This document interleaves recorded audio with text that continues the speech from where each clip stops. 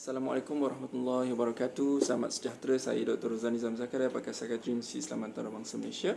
Kita sambung lagi diskusi kita tentang isu kesihatan mental. Hari ini saya nak berkongsi 8 tips yang kita boleh apply dalam kehidupan kita untuk improve keyakinan diri kita. Kenapa saya bercakap tentang isu keyakinan diri? Kebelakangan ini banyak saya menerima kes-kes yang melibatkan remaja yang datang, mungkin disebabkan isu depression, isu anxiety, isu tak nak pergi sekolah, isu dibuli dan sebagainya. Tetapi di sebalik itu, underneath all these problems yang berlaku, sebenarnya ada elemen kurangnya keyakinan diri, rasa rendah diri yang menyebabkan mereka terdedah kepada risiko untuk develop masalah mental yang kita sebut tadi tu. Dan sebenarnya dia bukan isu remaja sahaja. Kita lihat ramai yang sebenarnya bergelut dengan isu keyakinan diri ini, sama ada memang dia ada masalah mental, menyebabkan bila dia ada masalah mental, keyakinan diri menurun, ataupun dia tak ada masalah mental, tapi keyakinan diri dia itu bermasalah, menyebabkan dia stuck dalam banyak benda dalam kehidupan. Tak boleh nak progress dalam relationship, dalam belajar, dalam kerjaya, sebab isu keyakinan diri.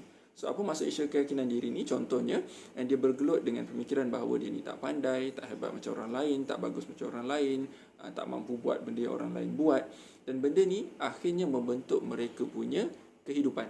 Cara fikir mereka, cara mereka memilih pasangan, cara mereka memilih kerjaya, prestasi kerja mereka. Jadi benda ini benda yang kritikal untuk semua orang belajar untuk hadapi, dan supaya kita tak terperangkap dengan perangkap low self-esteem ataupun low confidence yang mungkin berlaku dalam kehidupan kita ini.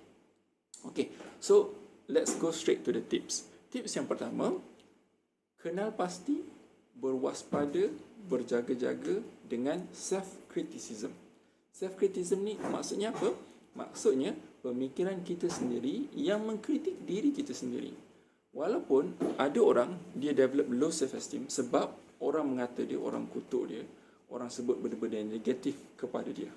Tetapi percayalah, ramai sebenarnya yang bergelut dengan low self-esteem bukan disebabkan apa yang orang cakap pada dia, tapi sebab apa yang dia sendiri sebut pada diri dia tentang diri dia. Mungkin berdasarkan pengalaman, berdasarkan sejarah, ataupun kadang-kadang sekadar berdasarkan persepsi dia sendiri terhadap diri dia sendiri. So, self-criticism ni mungkin datang dalam pemikiran kata, kau ni pandai pun, aku ni bukan cantik pun, aku ni tak macam orang lain, aku ni tak hebat macam orang lain, aku ni tak boleh buat, aku ni biasa-biasa je. Jadi self-criticism ini, bila kita ulang dan ulang, akhirnya dia akan membentuk kita punya skema, kita punya cara fikir kita, dan kita punya paradigma pemikiran kita. Jadi dah kenal pasti self-criticism ni, apa kita nak buat? So, satu lagi benda yang penting untuk kita lakukan adalah kita kena tanam dalam diri kita bahawa thoughts are not facts. Cakap pada diri kita selalu, pemikiran kita bukan semestinya fakta. Pemikiran kita bukan semestinya fakta. Maksudnya apa? Maksudnya, bila datang fikiran, aku ni bodoh lah, aku ni tak pandai lah, tidak semestinya kita ni memang bodoh dan tak pandai. Dia hanyalah lintasan pada pemikiran kita. Tapi yang akan menjadikan kita betul-betul bodoh dan tak pandai adalah bila kita menerima pemikiran tersebut sebagai hakikat dan kita bertindak sebagaimana pemikiran itu nak kita bertindak. So, itulah yang akhirnya menjadikan kita tak pandai. So, pemikiran adalah benda yang datang dan pergi seperti angin lalu. So, hari ini ada awan mendung, esok ada pelangi, lusa ada hujan. Dia datang dan pergi. Tapi diri kita tu adalah seperti langit yang terbentang. So, kita kena decide yang mana yang kita nak pilih untuk kita teruskan, untuk kita follow through. Alright? So, first, be mindful of self-criticism dan remember, thoughts are not facts. So, ini benda pertama yang kita kena selalu cakap pada diri kita. Yang kedua, belajar untuk unlearn ataupun reverse negative thoughts yang selalu datang dalam diri kita. Contoh, bila kita kata kita tak cantik, ataupun kita kata kita tak pandai, kita kata kita tak hebat, tu pemikiran yang negatif. So, belajar untuk counter semula pemikiran tersebut dengan pemikiran yang lebih realistik. Contoh, bila datang pemikiran kau ni tak pandai, so lawan pemikiran tersebut. Sama ada nak lawan dalam kepala, ataupun kita nak cakap pada diri kita, ataupun kita nak tulis, kita nak tapak kat dinding, tapi kita lawan dengan kata-kata yang lebih realistik. Contoh, Dan tak semestinya tak dapat jawab satu tak pandai. Bukan semua orang dalam dunia ni pandai. Pandai itu subjektif. Ataupun sebab tak pandailah kita nak belajar. Sebab itulah kita perlu terus belajar. Ataupun mungkin ada waktu-waktu yang sebelum ni kita pernah pas, kita dapat result yang baik dan sebagainya. Kita sebut pada diri kita, dulu pernah je kita dapat result yang baik. Dulu pernah je ada cikgu yang puji kita, kata kita boleh buat, kita boleh jawab. So, biasalah tu, ada masa kita tak pandai, ada masa kita pandai. So, pemikiran ini lebih realistik. Ingat saya gunakan istilah pemikiran yang realistik, bukan pemikiran yang positif. Pemikiran positif tu maksudnya kau boleh, kau pandai. Tapi dia tak jadi juga. Sebab apa? Dan sebab dia sekadar kata-kata yang manis di bibir. Tapi yang kita nak lawan bila datang pemikiran negatif tu adalah a more balanced thought. Kalau dalam CBT kita panggil balanced thoughts. Tapi saya lebih suka gunakan istilah pemikiran yang lebih realistik.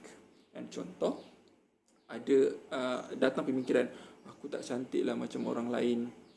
So, yang lebih realistik apa? Allah ciptakan manusia ni macam-macam rupa. Ada orang macam ni, ada orang macam tu, ada orang macam tu. So, cantik tu subjektif. Ada orang yang muka macam tu, tapi perangai tak elok. Bukan semestinya cantik tu maknanya semua orang akan suka. So, itu lebih realistik. Okay? Berbanding kalau kita sebut, aku cantik. Dia tak jadi juga. Sebab kita akan akui, aku memang sebenarnya tak cantik pun. Aku sebenarnya memang tak handsome pun. Tapi kita bukan nak hasilkan pemikiran yang artificial. Kita nak hasilkan pemikiran yang realistik, yang lebih mudah untuk diterima oleh emosi kita. Alright? Yang ketiga, ini penting. Berhenti membandingkan diri anda dengan orang lain tanpa bersebab ataupun tanpa tujuan yang betul. Alright? Benda ni penting sebab kadang-kadang membandingkan diri dengan orang lain tu datang secara tanpa dirancang. Contohnya bila kita tengok social media, kita tengok TikTok, oh cantiknya dia ni, oh kayanya dia ni, oh bestnya suami dia ni, oh bestnya dia punya rumah tangga, oh pandainya anak-anak dia ni. So itu semua adalah comparison yang kita sendiri buat. Cuba kita fikirkan kalau kita bandingkan kita punya kawan dengan orang lain, kita bandingkan anak kita dengan orang lain, tak ada siapa yang suka. Emosi dia akan terganggu. So sama juga dengan diri kita. Bila kita bandingkan diri kita dengan orang lain, dia akan ganggu kita punya emosi.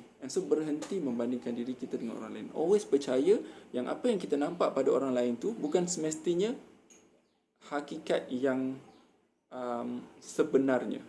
Okay? Kita tengok orang tu cantik, rupanya filter.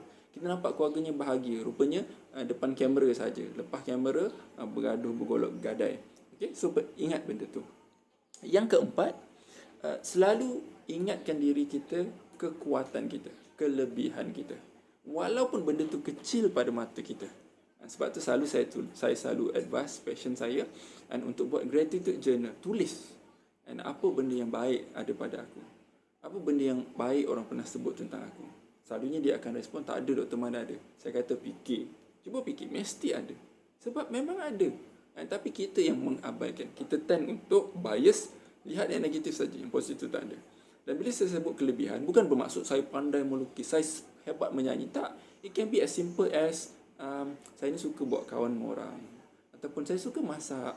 Ataupun saya sayang anak saya sayang saya. Jadi saya rasa bahagia sebab saya ada anak yang mengasihi saya.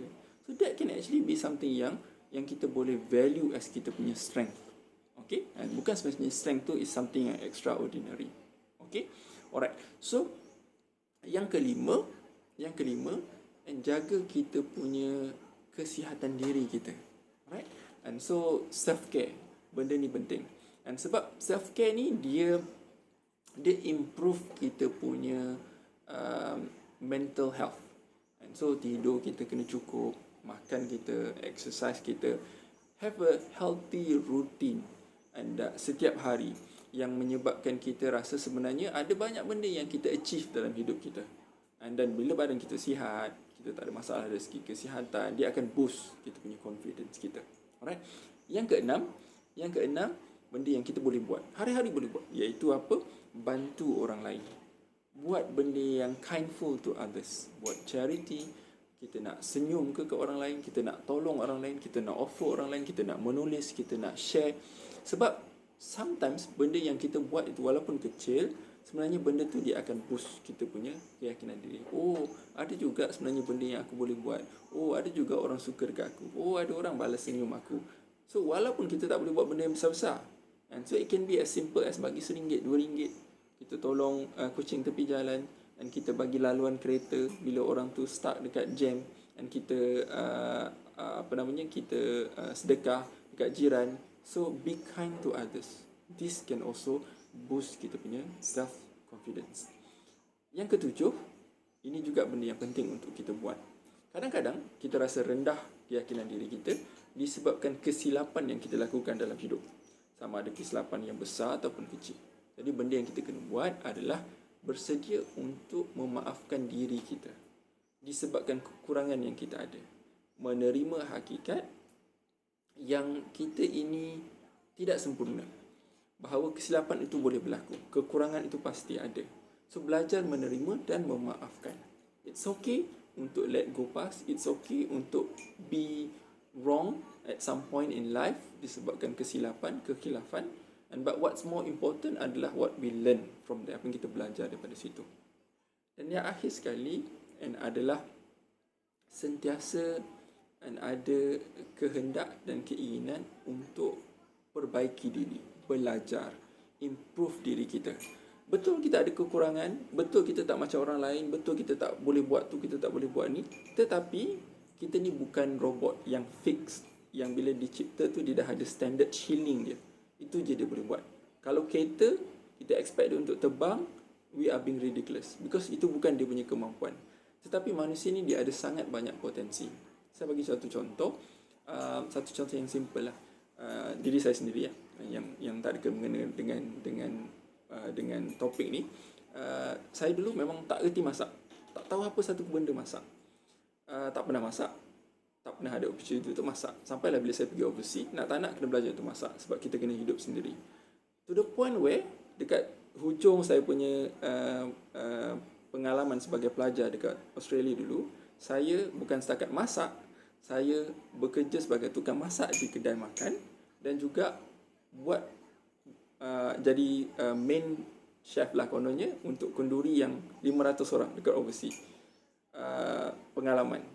So, daripada mana datang semua benda tu? Dari keinginan untuk belajar, peluang, opportunity dan usaha kita. Itu contoh. Maksud saya, bila kita tak boleh buat sesuatu, tak bermaksud that's the end of it. Ada orang tak boleh menyanyi, belajar, tahu-tahu pandai nyanyi. Ada orang tak pandai main muzik, belajar, tahu-tahu pandai. Ada orang dia tak pandai bahasa Inggeris, bahasa French, bahasa Arab, belajar, tahu. Itulah kita. So, whatever kekurangan yang kita ada, jangan jadikan dia pusat ataupun titik fokus kita, and arahkan kita punya usaha untuk benda yang kita boleh kawal. Jadi bila kita belajar sesuatu, even small things, dia akan boost kita punya self-confidence. Alright, so 8 benda ni cuba kita apply dalam kehidupan kita, dan kita lihat kita punya self-confidence itu akan grow sedikit demi sedikit. Dan self-confidence ni dia bukan black and white, ada atau tak ada. Dia datang dalam bentuk range, sedikit, sederhana, tinggi, sangat tinggi. Dan so belajar untuk meniti, belajar untuk sedikit demi sedikit improve, and supaya at some point kita punya self confidence tu bantu kita untuk jadi lebih yakin. Bukan untuk jadi bangga, jadi riak, tapi untuk kita hadapi kehidupan dengan lebih resilient, because we know we can handle challenges in life, insyaAllah. Selamat mencuba, mudah-mudahan kita boleh apply dalam kehidupan kita seharian. Assalamualaikum warahmatullahi wabarakatuh.